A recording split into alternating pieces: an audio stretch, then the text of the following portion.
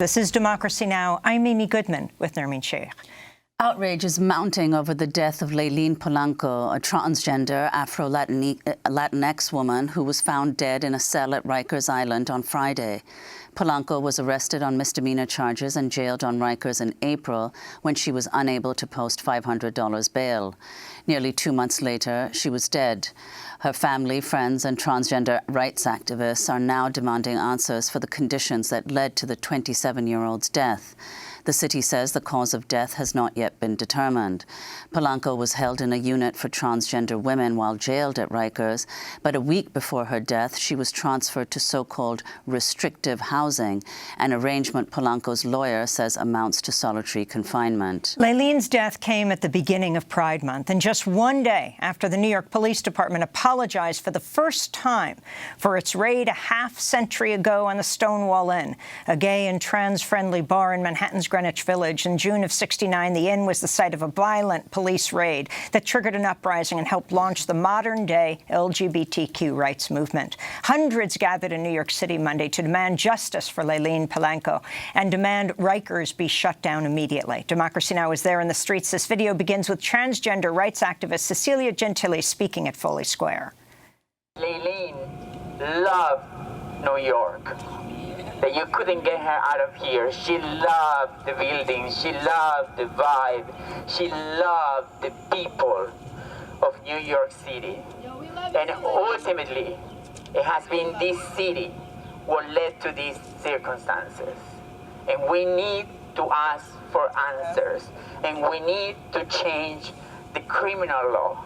It is crazy that people like her and people like me and people like most of us can end up in that hole of Rikers Island for petty that we did. Black and brown trans women of color are not protected federally through this current administration.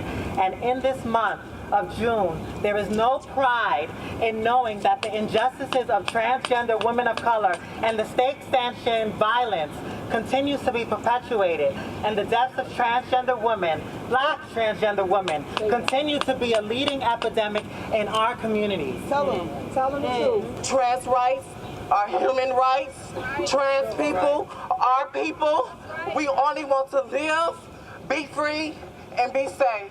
We are in a war. Don't get it twisted.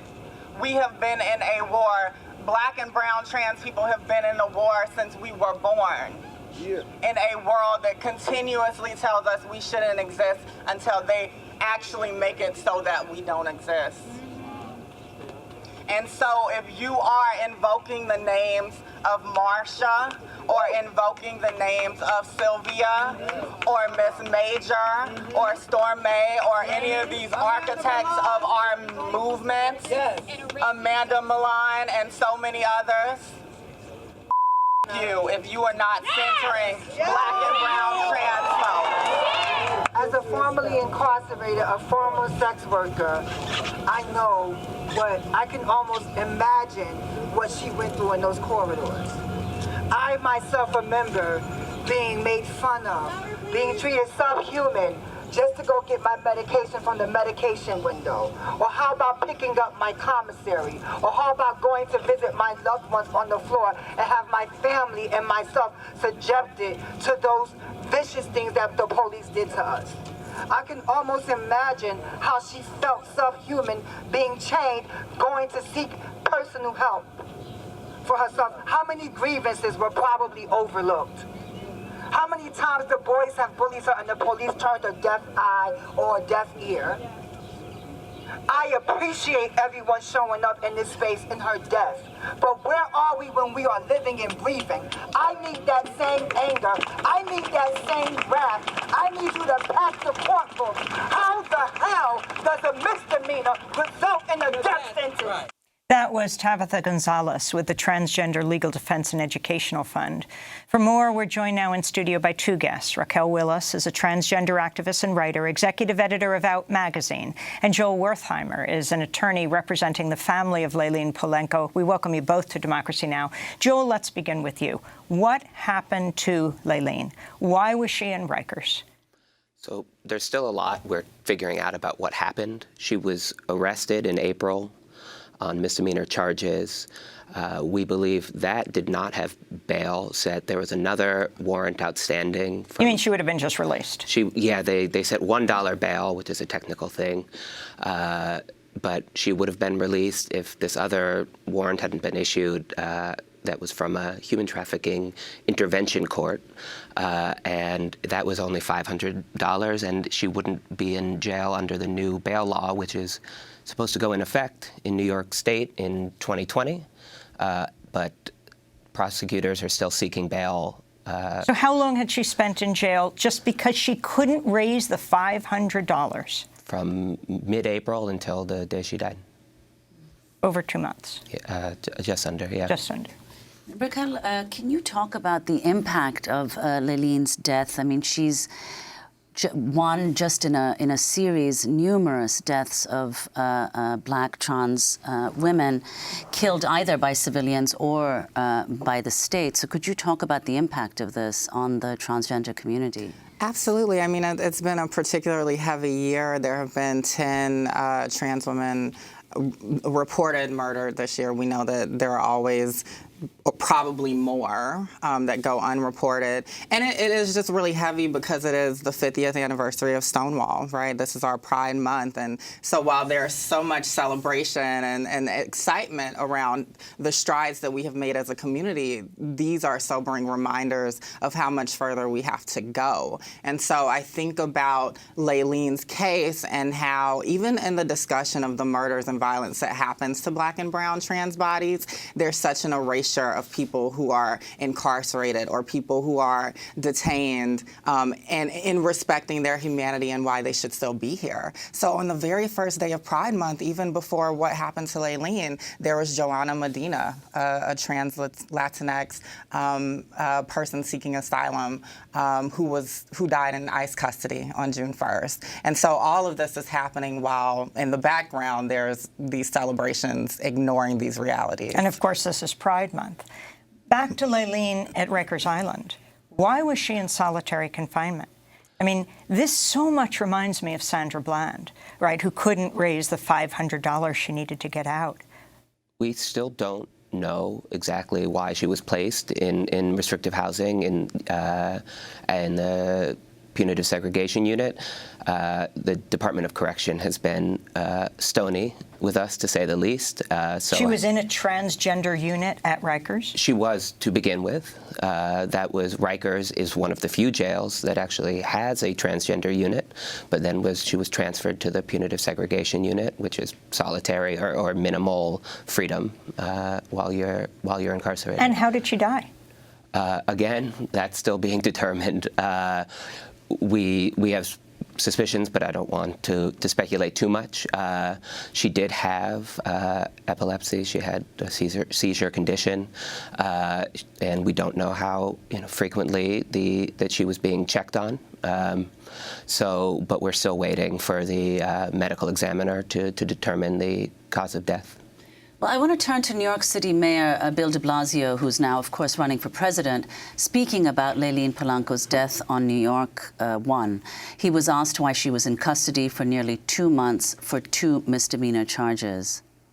Well, that's unusual, and I don't know. I need to get you an answer on why that would be. Obviously, we've been moving consistently to have alternatives to incarceration. And our jail population is down over 30% in the last 5 years, and it's about to go down a whole lot more because, thankfully, Albany acted and did some important reforms on bail, but there's more work to be done on that front on several levels. So I need to get the facts about this case, but, most importantly, she's no longer with us, and we have to find out why.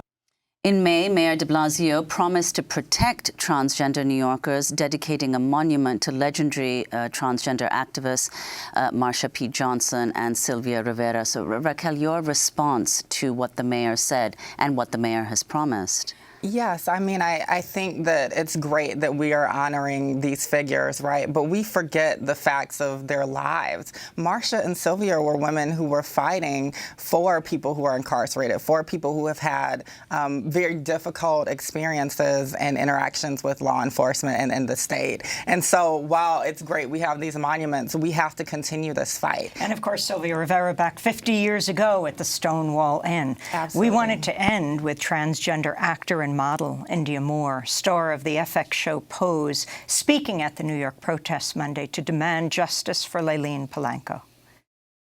I just first want to start by noting the recorded trans women and people who have been murdered, most of which there have been no arrests. You know, there are no leads. And as we all know, our papers, our cases are at the bottom of the pile always. Jesusa Fidel Ventura Reyes, 25-year-old Mexican trans woman of color, better known as Chucha. She went missing on the night of May 17. The authorities later found her head severed in a cooler outside of Town Hall in Fortin de las Flores. Her decapitated body was later found in the streets of Mexico. Camila Diaz Cordova, 25. She was a 29-year-old trans woman who was killed in El Salvador after being deported from the United States. Dana Martin, 31, a trans woman of color, was found shot to death in her vehicle in a roadside ditch about 11 p.m. Sunday, 6 January in Montgomery, Alabama. Ashanti Cameron, 27, a trans woman of color, slain by gun violence in Maryland. Claire Legato, 21, a trans woman of color, shot in the head on April 15th after an argument broke out between her mother and a suspect in Cleveland, Ohio. She was defending her mother from someone that stole from her. Malaysia Brooker, 23. A trans woman of color was found shot and killed after 6:40 a.m. Saturday, 18th in Dallas, Texas. The shooting comes after a little more than a month since a viral video that we all saw of her being beaten and dragged across the street in her own community by her own brothers. After speaking at I don't know if it was a rally or a media correspondent thing, but after speaking, she spoke publicly saying, "This time, I can stand before you, whereas in other scenarios, we're at a memorial." And now that's now where her family saw her a few weeks after she said those words. That's where she was last seen by her family. Michelle Tamika Washington, 40 years old, a trans woman of color and longtime transgender rights advocate, was shot. Again, by gun violence. Paris Cameron, 20, was shot in Detroit, Michigan on Saturday, 25 in May on Memorial Weekend by gun violence.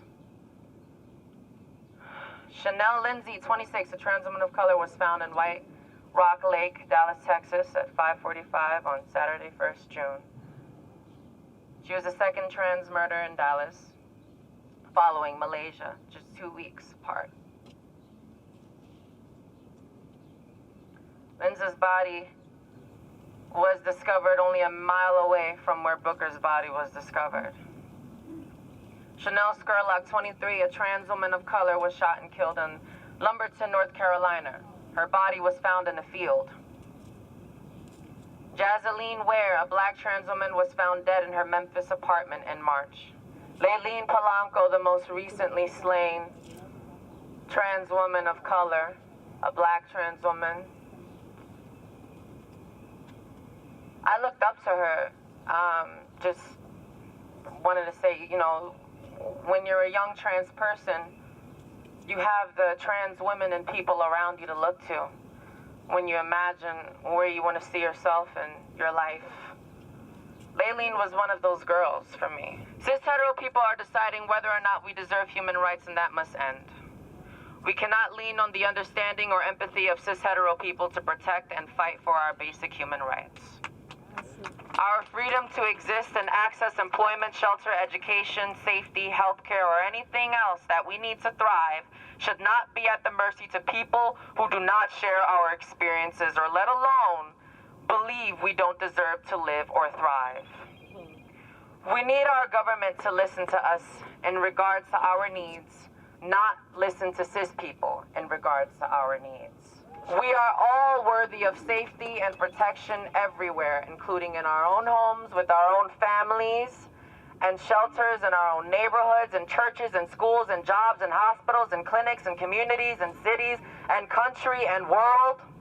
We are worthy of legal aid, liberty, justice, resources, and we are worthy of life. We are worthy of love.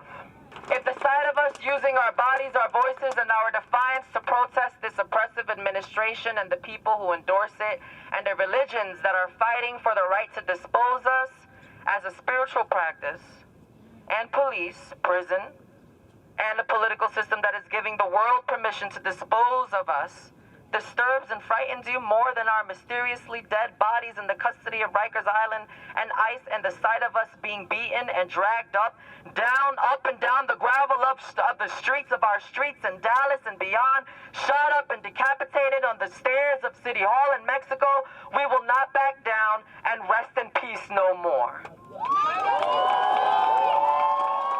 The trans actor India Moore, speaking at a protest on Monday. Time magazine recently named her one of the world's 100 most influential people of 2019. She also recently became the first trans woman on the cover of Elle magazine as she spoke honoring Layleen Polanco.